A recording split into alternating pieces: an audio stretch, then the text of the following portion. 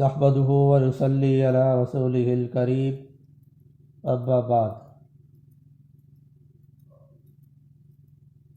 میرے عزیز ساتھیو، حضرت حذیفہ رضی اللہ عنہ سے روایت ہے کہ رسول اللہ صلی اللہ علیہ وسلم نے فرمایا، جو شخص اللہ سبحانہ و تعالی کی خوشنودی کے لیے ایک دن کا روزہ رکھے اور اسی حالت میں مر جائے تو وہ جنت میں ضرور داخل ہوگا۔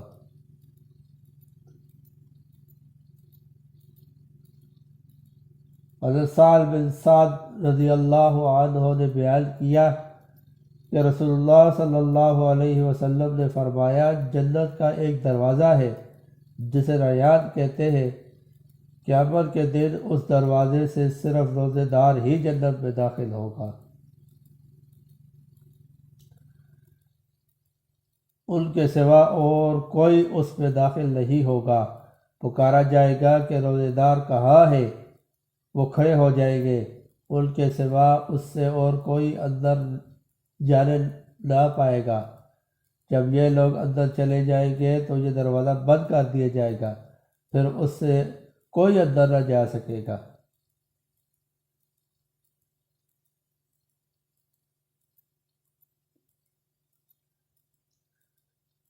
ایک اور حدیث کا مفہوم ہے کہ آپ صلی اللہ علیہ وسلم نے فرمایا کہ جب رمضان کا مہینہ آئے گا تو عمرہ کر لینا، کیونکہ رمضان کے مہینہ میں عمرہ کرنے کا اجر حج کے برابر ہے۔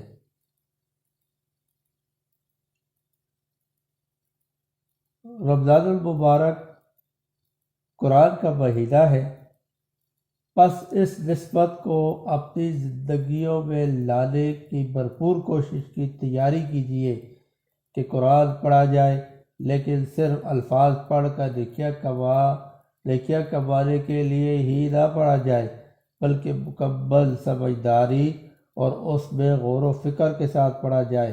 ہوشیار رہے کہ ہم اس میں سے نہ ہو جائے جو دن بھر بھوک پیاس برداشت کرتے رہے اور ساتھ ساتھ اپنے ایسے کاموں میں بھی مشغول رہتے جو گناہ کے زمرے میں آتے ہیں۔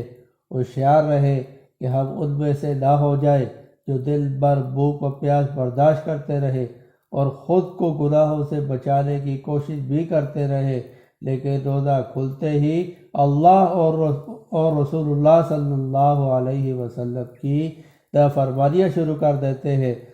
مثلاً کتنے روزے دار افطار کے فوراً بعد سگریٹ نوشی کر دیتے ہیں۔ بس اللہ رب العزت سے دعا ہے کہ ہم کو رمضان المبارک کے بابرکت مہینے میں بھرپور نیک کام کرنے کی توفیق ملے اور ہم صحیح معنی میں رمضان کریم کی قدر کریں۔ وآخر دعوانا الحمدللہ رب العالمین۔